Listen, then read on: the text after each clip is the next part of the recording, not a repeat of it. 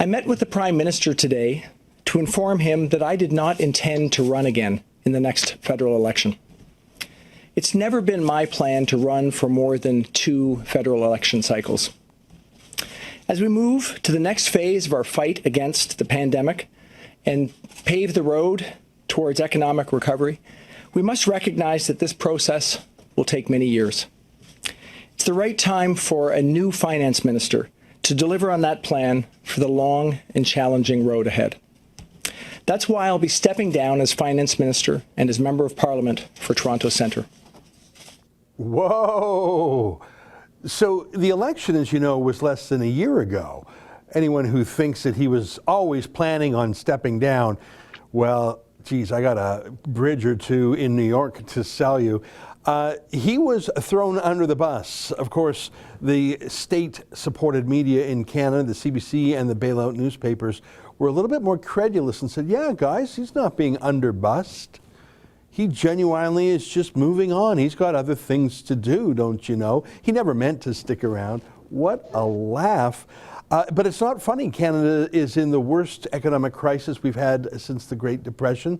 Imagine a company in that position suddenly losing its CFO. Who's going to take over? Justin Trudeau, who believes that you can balance a budget from the heart out, or whatever he said. He said that, and budgets balance themselves. Neither quite worked out. Chrystia Freeland, who has no background in business other than when she briefly was in charge of a Thomson Reuters project in New York City that she completely destroyed. She's our new finance minister and the new deputy minister. She's really taken over all the prime minister's work while he hangs out in Rideau Cottage. Here's an image of her being sworn in as the new finance minister also. Well, in actual fact, it might not be worse than Bill Morneau to have Chrystia Freeland as the finance minister. I don't know how it could be worse, but one of the terrible things here is that Justin Trudeau has decided to prorogue Parliament, which is what he had always wanted to do, suspend Parliament and all its committee proceedings. So the various investigations into the corruption involving the We charity, well, those are brushed away too. So you've got a finance minister quitting in the middle of a crisis, an already overworked and underskilled deputy prime minister taking over the job while Trudeau continues his slow motion eternal vacation. And now you have Parliament itself dissolved. And the media is fine with this because what's the alternative? The Conservatives joining us now to talk about this is our old friend Manny Montenegrino. He's the chair of Think Sharp, and he always does. Manny, great to see you again. Great to see you, Ezra. Always fun to be with you. You know, I'm a little bit mad, but what are you going to do? I mean, Justin Trudeau protects himself at all costs. He scapegoats. He fired Jody Wilson-Raybould. He fired Gerald Butts. He fired Bill Morneau. No one is too important to be fired to get him out of an ethical tight spot. Yeah, exactly. And he's the master of all these problems. Ezra, let's compare and contrast finance ministers that Canada had during crisis. The last crisis, the Great Depression, Great Recession, was in 2008, and it was handled by Jim Flaherty. And that recession required about $100 billion in stimulus spending, which was an absorbent amount, especially when all the three parties were against any type of deficit spending. I mean, it pales in comparison today. I think we're going to get to $500 billion in deficits, at least over the next 2 years. But let's compare the finance minister. Jim Flaherty got the problem in 2008. 2011, now I knew Jim Flaherty personally, and I had the pleasure of spending some very personal time with him in 2011. This is now 3 years after the beginning of the Great Recession, the financial crisis. And it was well in hand by then, but it wasn't completed. And I spoke to Jim, and I tell you, when I lose faith with this Liberal government, I do remember that there are some great public servants, some great public servants that make this country great. And I don't lose, when I'm as depressed as I am today, I don't lose sight of that. But I asked Jim, and I said, you are the most sought after finance minister got awards. You are the best in the industry. He received an award in 2009, a European award as best finance minister. And I asked him, I said, why are you still doing this? I was an entrepreneur. I was in a major law firm at the time. And I wondered, why aren't you going to a major law firm? And he would be, could make in the millions. Or why not even go down south with Citibank or some other big institution that could pay him $10 million. I mean, he was worth a fortune at the time. Mm-hmm. And I didn't understand it. And Jim looked me square in the eyes and said, Manny, I still have a job to do. We're not out of this yet. My goal to Canadians, my promise to Canadians is to get to a balanced budget. And we're on our way there. And I walked away from there saying, wow, here's a guy that's leaving millions at the table just to perform his public duties. Then I watched, and of course he did. He did balance budget 2014. He did resign 2014, and he passed away shortly afterwards, which just breaks my heart. But it tells you the greatness of the man and the greatness of the public servant that Canada had. Then I watched what Morneau did yesterday. And in contrast to what I personally knew of Jim Flaherty, Morneau was all about him. I can't believe that Canadians, any Canadian, would accept a person saying, yeah, I took this job, but you know what? I'm quitting because I'm done and I'm bored and I'm going to go try to get this other job. And then it'll leave you Canadians in a crisis. That is the utter, complete opposite of Jim Flaherty. How Canadians are not just outraged by the selfishness, by the lack of public duty. He understood the challenges. We are within only a few months of this pandemic, at the beginning of trying to get out, and he's already bailing. So in contrast, but I'm not shocked. This is a unproven, unethical minister who already has a guilty finding under the Conflict of Interest Act. He had another investigation, but was not found guilty, and he obstructed justice. Used cabinet privilege and instructed his staff not to speak to Mario Dumont, which was the ethics commissioner in the investigation of the SNC Lavalin, which he was involved in it. So of course this is going to happen. This is what I would expect of Minister Morneau, and this is what I expect of every person in this government, because it comes from the head. What's best for me? Yeah. The message best for me is, I'm tired of this. Yeah. I want to move on, and I want to try another job. And screw you, Canadians, screw you, and deal with your crisis in the first 2-3 months of a crisis seemingly 5 times larger than what Jim Flaherty had to deal with. Yeah, I mean, it's obviously untrue what he said. It's obviously untrue that he was done and tired, and it makes no sense that he would have run for a seat planning to abandon it mere months later. So it's obviously a lie that he and Trudeau or their spin doctors crafted together. And I think it was designed, if I had to try and reverse engineer it, right, Manny, designed so that Bill Morneau could say, oh no, I wasn't fired, I wasn't scapegoated, I'm still super great, this was my decision, I'm going to something even cooler. And Canada's so small time for me, I'm going even bigger, the OECD. So yeah, no, I'm not embarrassed. I think this was designed to let him save face in a way, even though it's a palpable lie. But you make the most important point, which is, imagine choosing to tell that lie. Yes. And because you think it looks better on you to abandon a country in its biggest crisis in almost 100 years, because that's all that's important is, what do I look like? I mean, he's a billionaire by marriage. He married into the McCain potato dynasty. He already is famous, I guess. So it was so important that he save face. He'd rather lie to Canadians and get Trudeau out of a tight spot. An honest guy would have probably said, I quit because I won't work with Trudeau on A, B, and C. I don't know. But what he did was the worst of all worlds. But Ezra, brilliant point. But let's go deeper into that. It's not just what he said.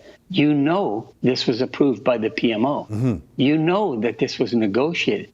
So you have to ask yourself this question.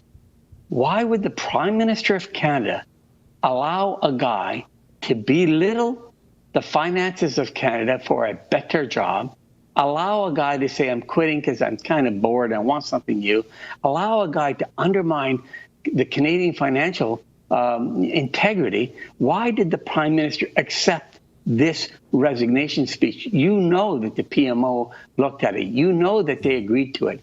And I can only assume, I mean, either they willfully and dislike Canada so much that they allow this guy to save his face over, 37 million people, or does the finance minister, does Bill Morneau have some really nasty stuff, worse that we can imagine, as we saw it played out on the SNC Levant? We didn't know until it all started coming out.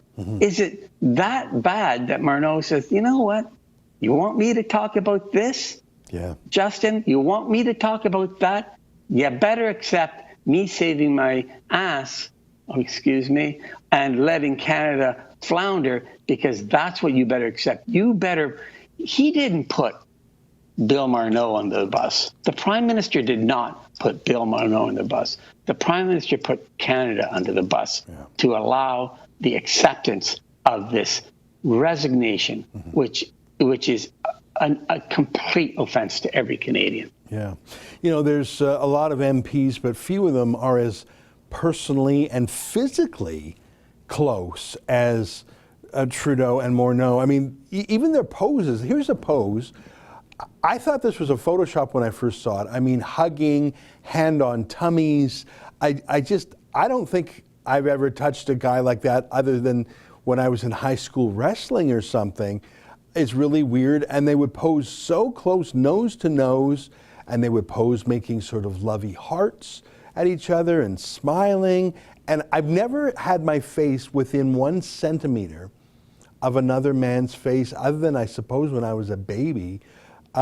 There was something so eerily close. I mean, and I'm not implying anything sexual.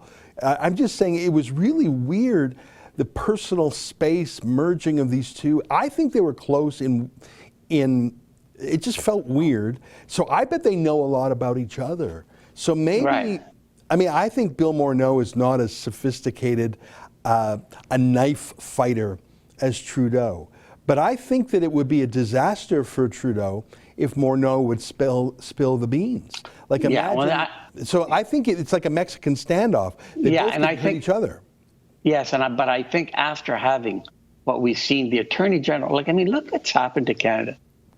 Probably the most important. This is we are a constitutional-driven country. The two most important people. And obviously, we're an entrepreneurial country. We're not a socialist country. But the two most important people are the Attorney General of Canada, the person who oversees the laws of Canada, and the Finance Minister. Both of them quit.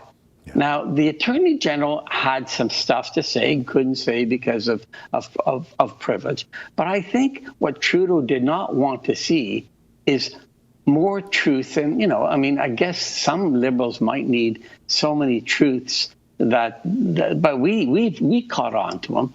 But I think that the Morneau had more stuff to say and parlayed it where Trudeau was forced to throw Canada under the bus, and also basically said that he's going to strongly support his quest to become this new job with OECD. So how does a prime minister sewer and throw Canada under the bus, our economy under the bus for this one man? It has to be because this one man, I think, has a lot of stuff on Trudeau, much like we saw with the Attorney General and the Treasury Board chair. So it's sad because today, I guess some of the media are saying Morneau was thrown on the bus. I feel that Canada was thrown on the bus. Why would Morneau say, the gig as finance minister in the greatest economic upheaval in Canada in 100 years. You know what? Bored. Get somebody else to do it. Yeah. And it just doesn't make sense. Well, I've already seen a lot of headlines about the prorogation and the fact that Parliament's being dissolved and all these committees are being abandoned. The language is very mild compared to how the media described it when Harper prorogued the government. And I recall when Harper did it back in 2000, and I think it was 8, it was because the opposition parties, days after the election, said, well, we're going to form a coalition, the Bloc Québécois, the Liberals and the NDP, we're going to form a coalition, and we're going to take the government away from Harper, who had won the plurality of votes. None of this was mentioned during the election. Harper said, we're just going to freeze everything, prorogue Parliament, and it cooled off and went away. Everyone thought, oh, how dare you prorogue Parliament? Well, to stop a trick separatist coalition. I was there, Ezra. It was egregious. The Canadians just had an election, end of October. They have a minority government, and within a few dozen days, there was the deal with the devil, the Bloc whose duty is to end Canada and create its own country, signed a coalition with the other minority parties to create the opposition. I mean, that was absurd on two bases. And Prime Minister Harper had to, first of all, understand what's happening. Second of all, understand why the media didn't understand what's happening. But we just had an election, and they wanted to wrestle government away by creating this party that required the Bloc to be part of government. And that was absurd. And Canadians kind of said, hey, well, this is getting to be really stinky. After he prorogued and messaged to Canadians properly, and the message finally got out, it was very clear that coup with the Bloc, who are anti-Canada as one country, it kind of dissipated. That's completely different facts than today. Today we have a crisis, a financial crisis. There isn't any opposition that's trying to take down the government other than Bloc, but there is no other opposition that's trying to take during this time. There was no need to prorogue. So it is beyond me. This is 1,000 times worse than what happened in 2008, 2009. Yeah, well, you wouldn't know it from the mainstream media. No. Manny, it's great to catch up with you. It'll be interesting to see what happens. Trudeau always wanted to get out of the restraints of Parliament. He tried it once before in the early days of the pandemic. He failed. I think he's mentally checked out. I think his best buddy, Gerald Butts, is in New York now, so he's lonely, doesn't know who to trust. He doesn't like the work. He's sort of got an anomie, I think they would say. He's bored. He's taking long vacations. His calendar has more personal days than ever before. Chrystia Freeland says, oh, I'll take that boss. I'll take that boss. She's hyperkinetic. How good she is a different thing. I actually think we have the worst government now than we have had at any other moment in the Trudeau administration because he's checked out. Yeah. Well, that's true, but also the message, and Ezra, I'd like to get your take on this because I'm confused. The PMO message that there was a conflict between how to get out of this financial crisis, and they set up Morneau as the kind of tough guy who wanted to cut back spending. And what message does that mean? I mean, first of all, I wouldn't consider Morneau anywhere near a fiscal type of conservative. I certainly, certainly not that, and he hasn't demonstrated that in his 5 years. I mean, he was the first to breach the balanced budget. He exceeded his own high estimations of balanced budget. So he's no Jim Flaherty. He's no conservative, conservative type, small C conservative type finance minister. So what is going on with they setting up? Well, he wanted to kind of cut a little bit of spending, but we want to go hog wild. We need someone, a finance minister, to go hog wild on the spending. That is frightening. If it's true, it is frightening, because we need we're well over 500 billion. I mean, if the answer is in the next 5 years add another 500 billion, it is frightening. Yeah. Well, Manny, in short days, the Conservative Party of Canada will reveal its new leader as a result of its voting process, which is slightly complicated and certainly weighted towards the smaller party membership ridings in the country. So every member in Quebec or the Atlantic, for example, has per person a greater say than in Alberta and Ontario. So it's hard to guess. It's hard to read the tea leaves. We won't know who the leader is until, I think it's Sunday, in fact. People say Peter MacKay and Aaron O'Toole are the front runners. We also hear that Leslyn Lewis has some momentum. I don't think we'll actually know until the end, but whoever it is, Manny, they're going to have their work cut out for them. Last word to you. Yeah, no, absolutely. The new Conservative leader, I mean, we have a prime minister who caused the Attorney General to resign because of everything has his fingerprints on it, has Trudeau's fingerprints. Obstruction of justice, the Attorney General resigned. Treasury Board, the President of the Treasury Board resigned for the same reason. We forgot, Ezra, the Clerk of the Privy Council. When in Canada's history has the unbiased Clerk of the Privy Council that's there to direct the bureaucrats resigned because he felt that he was in a conflict of interest? Right. His best friend quits, his financer. And let's add to this that what the Governor General, like, what the is going on with the Governor General? These are all Trudeau's judgments. Right. This is basically the 5 top people in Canada, if you look at our constitutional. And of the 5, it's a disaster. The Governor General Johnson, that was there under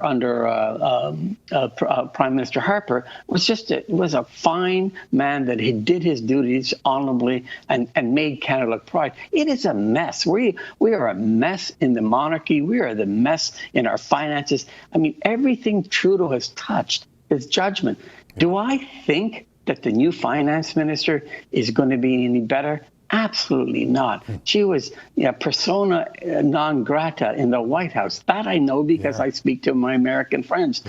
She's not even allowed near the White House because she attended that tyrant seminar that called Trump a tyrant while she's negotiating. So I guess the media can spin what it wants, but I don't think Minister Freeland is going to be a strong financial assistant to the problems that we have now.